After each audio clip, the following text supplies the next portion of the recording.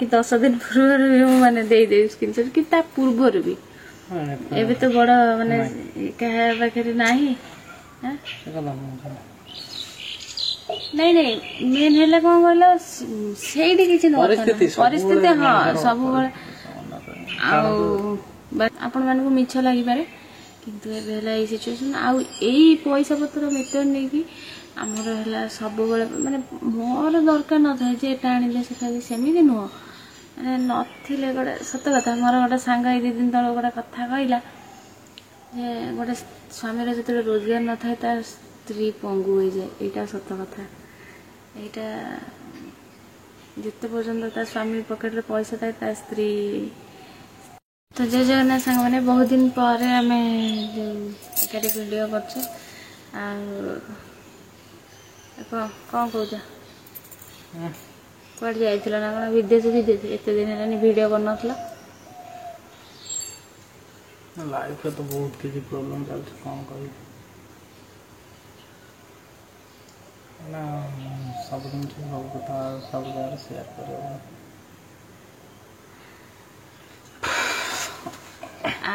आपण मैंने देखिए तो जो दुकान स्टार्ट करते सी भी बंद जाइए कौन करिए लगे सी बंद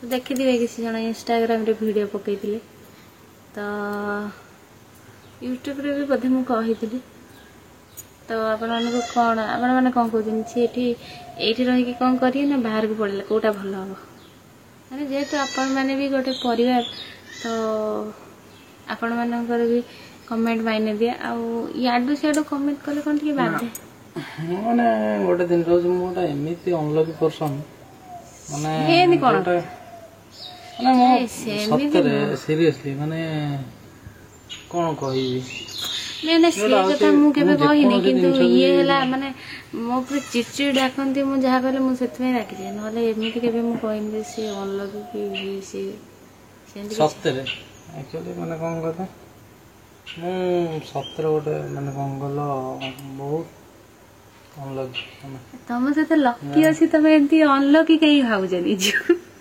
देख देख कौन कहते माने जेकोसी माने जहाँ भी माने साधारण दुकान कथा ना जेकोसी जिनस भी हाथ मारे सेटा कंप्लीट हो पारे माने आइदर मो सहित एमती किसी माने घटुची मु निजे भी बुझी पारनी एक्चुअली कौन होउची माने 2-3 दिन हेलानी 2-3 दिन हेलानी तांको एपड़ 2-3 दिन नो मझे तार किसी दिन पूर्व एमती माने बेले खाइले बहुत जोर पूरा माने कि बो पूरा छानी की दौड़े आसले माने आम रूम माने एमती लागुची जेमती माने कौन कहल मते जेमती किए कौन कर देछि तो मो हाथ जेमती गोड़ हाथ की बांधी देछि माने तांको किसी करिया पे इच्छा होने बहुत अलसुआ लगुची एमती सेमती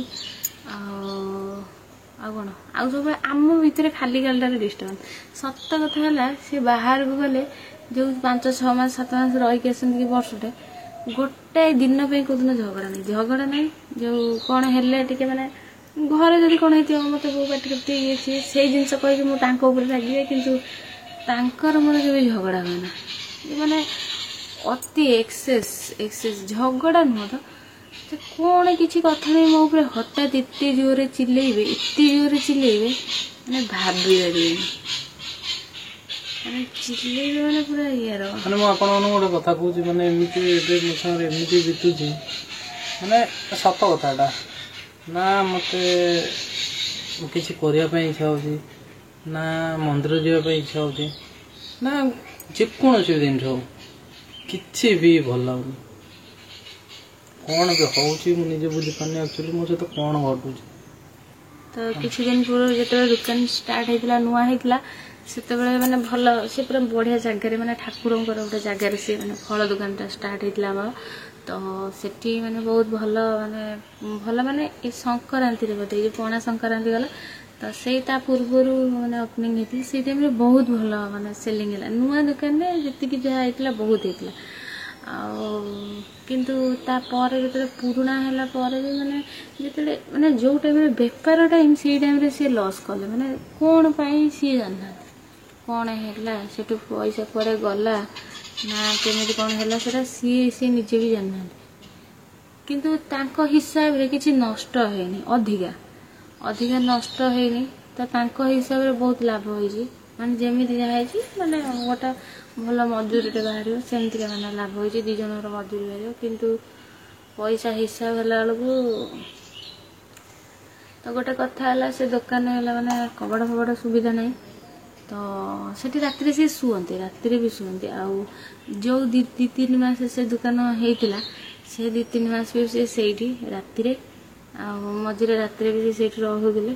ତ କ'ଣ କହିବି, ମାନେ ଏବେ ସାଙ୍ଗେ ସାଙ୍ଗେ ମୋତେ ଜଣେ ଫୋନ୍ଟେ ମେସେଜ୍ କରିଥାନ୍ତି, ତାଙ୍କର ପଇସାର ବହୁତ ମାନେ ଦରକାର ଥିଲା ହେଲା।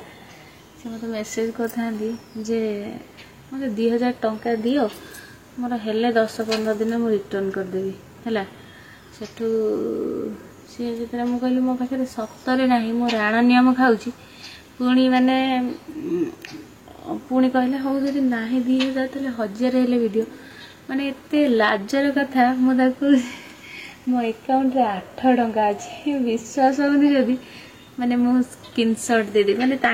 ମାନେ ମୁଁ ତାଙ୍କୁ ନିଚ ଦେଖିବା ପାଇଁ କି କିଛି ଇଏ କରିବା ପାଇଁ ଭିଡ଼ିଓ କରିନି, ମୁଁ ବାସ୍ ମାନେ କହୁଛି ଆମ ସିଚୁଏସନ୍ ଏବେ ଏମିତି କିଛି ଚାଲିଛି। ତ ତାଙ୍କୁ ମାନେ ମୁଁ କାହାରି ନାଁ ନେଇନି, କିନ୍ତୁ ତାଙ୍କର ବହୁତ ପ୍ରୋବ୍ଲେମ୍ ହେଇଛି। ସିଏ ଯେତିକି କହିଲେ, ସିଏ ଏତେ କଥା କହିଲେ ମାନେ ମୋତେ ତ ସତ ଲାଗୁଛି, ତେଣିକି ସିଏ ମିଛ କହୁଥିବେ ସତ କହୁଥିବେ ସେଟା ସିଏ ଜାଣିଛନ୍ତି। ମୋତେ କିନ୍ତୁ ସତ ଲାଗିଲା, ଆଉ ମାନେ ମୋତେ ଏତେ କଷ୍ଟ ଲାଗିଲା ଯେ ମୁଁ ତାଙ୍କୁ ମାନେ ସାହାଯ୍ୟ କରିପାରିଲିନି। କିଛି ନାହିଁ, ମାନେ ଏତେ ନହେଲେ ବି 200-500 ଟଙ୍କା ତ କରିପାରିଥାନ୍ତି, କିନ୍ତୁ ମାନେ ସିଏ କହିଲେ ମୋତେ କେଉଁଠୁ ଆଣିକି ହେଲେ ଦିଅ।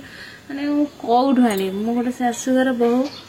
ଆଉ ଏଇନା ଯଦି ମୋ ନିଜର ବି ଦରକାର ହୁଏ, ମୁଁ କେଉଁ ସାଙ୍ଗସାଥୀକି ଆଜି ପର୍ଯ୍ୟନ୍ତ ବାହା ହେଇଛି, ଆମେ ବହୁତ ପ୍ରୋବ୍ଲେମ୍ରେ ଥାଉ, କିନ୍ତୁ ମାନେ ମୁଁ କେବେ ମୋ ସାଙ୍ଗସାଥୀମାନଙ୍କୁ କେବେ ମାଗିନି, କେବେ ବି। କିନ୍ତୁ ମୁଁ ଜାଣିଛି ମୁଁ ଯାହାକୁ ମୁହଁ ଖୋଲିକି ମାଗିବି ସିଏ ଦେବ, ମାନେ ମୋ ସାଙ୍ଗସାଥୀମାନଙ୍କ ଭିତରୁ। ତ ମୁଁ କେବେ ବି କାହାକୁ ବି ମାଗିନି, ପଇସା ପତ୍ର ମ୍ୟାଟର୍ ନେଇ ମୁଁ କେବେ ମୋ ନିଜକୁ ନିଚା ଦେଖିବା ପାଇଁ ତାଙ୍କ ଆଗରେ ମାନେ ଗୋଟେ କ'ଣ ଅଛି ନା, ଯେତେ ଭଲ ଫ୍ରେଣ୍ଡସିପ୍ ହେଲେ ବି ପଇସା ପତ୍ର ପାଖରେ ମାନେ ଇଏ।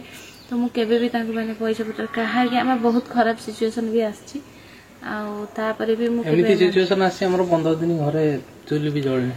ହଁ, ବହୁତ ଖରାପ ସିଚୁଏସନ୍ ଆସିଛି, ବହୁତ ଖରାପ ସିଚୁଏସନ୍। ସେମିତି ବି ଆଉ ହୁଏତ ଆମ ପାଖରେ ସେତେ ଭଲ ପିନ୍ଧିବା ପାଇଁ ମାଖିବା ପାଇଁ ନଥାଇପାରେ, କିନ୍ତୁ ସେମିତି କେବେ ଦରକାର ପଡ଼େନି ଯେ ମୁଁ ମୋ ସାଙ୍ଗସାଥୀମାନଙ୍କୁ ମାଗିବି। କିନ୍ତୁ ମୋ ସାଙ୍ଗସାଥୀମାନେ ବହୁତ ଜଣ ଅଛନ୍ତି, ମାନେ ଯାହାକୁ କି କହିଲେ ସେ ସାଙ୍ଗେ ସାଙ୍ଗେ ଦେବେ, ଏଇଟା ମୋର ବିଶ୍ୱାସ।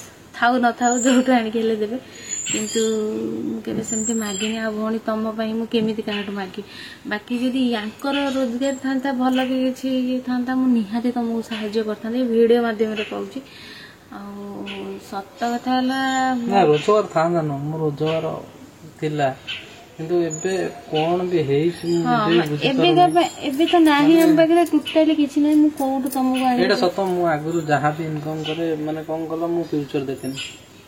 ଏଇ ଆଜି ଆସିଲା ନା, ମୋତେ ଦରମା ଆସିଲା, ସବୁ ଯୋଉଟା 30,000 ଆସିଲା କି 40,000 ଆସିଲା କି 10,000 ବି ଆସୁ, 5,000 ଆସିଲା, ମୁଁ ଏ ମାସରେ ଖର୍ଚ୍ଚ କରିଦେବି।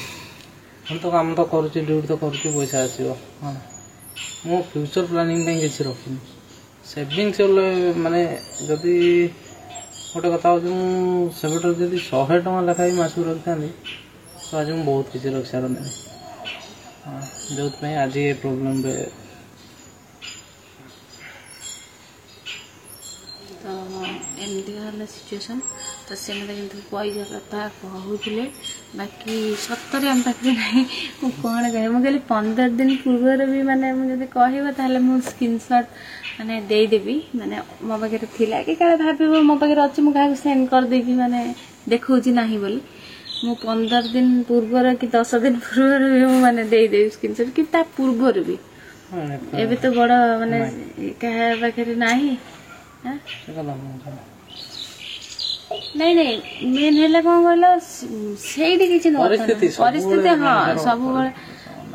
ଆଉ ବାକି ରହିଲା, ଯାହା ହଉଛି ଭଲ ହଉଛି, ଯାହା ବି ହବ ଭଲ ହବ, ଭଗବାନ ଅଛନ୍ତି।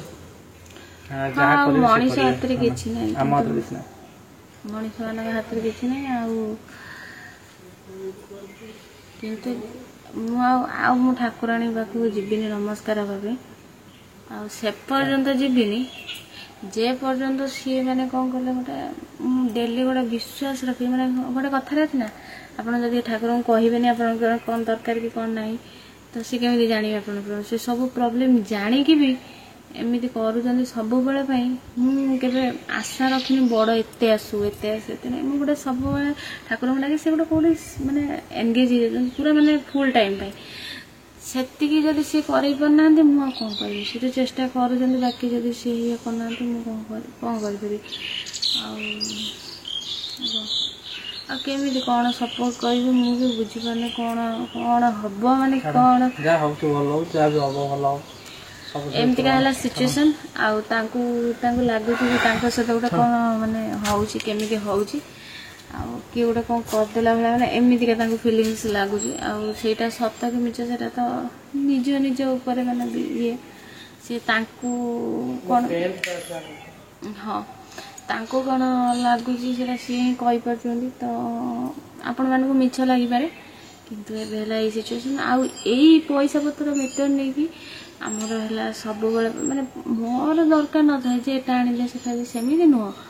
ମାନେ ନଥିଲେ ଗୋଟେ ସତ କଥା, ମୋର ଗୋଟେ ସାଙ୍ଗ ଏଇ 2 ଦିନ ତଳେ ଗୋଟେ କଥା କହିଲା ଯେ ଗୋଟେ ସ୍ୱାମୀର ଯେତେବେଳେ ରୋଜଗାର ନଥାଏ ତା ସ୍ତ୍ରୀ ପଙ୍ଗୁ ହୋଇଯାଏ। ଏଇଟା ସତ କଥା। ଏଇଟା ଯେତେ ପର୍ଯ୍ୟନ୍ତ ତା ସ୍ୱାମୀ ପକେଟରେ ପଇସା ଥାଏ ତା ସ୍ତ୍ରୀ ପୁରା ମାନେ କ'ଣ କହିଲେ ପୁରା ବହୁତ ଭଲ। ଆଉ ତେଣିକି ସେ ଦଉ କି ନ ଦଉ ବାସ୍ ଥିଲେ ସେ ଗୋଟେ ଗର୍ବ। ଆଉ ମାନେ ଗର୍ବ ମାନେ କ'ଣ କହିଲେ ଗୋଟେ ନିଜକୁ ଖୁସି ଲାଗେ। ଆଉ ଏତେ ସବୁ ମାନେ ଭିତରେ ମୁଁ ଆପଣମାନଙ୍କୁ ବୁଝେଇ ପାରୁନି ସିଚୁଏସନ୍ କ'ଣ। ବହୁତ ସାରା ମାନେ ପ୍ରୋବ୍ଲେମ୍ ଚାଲୁଛି।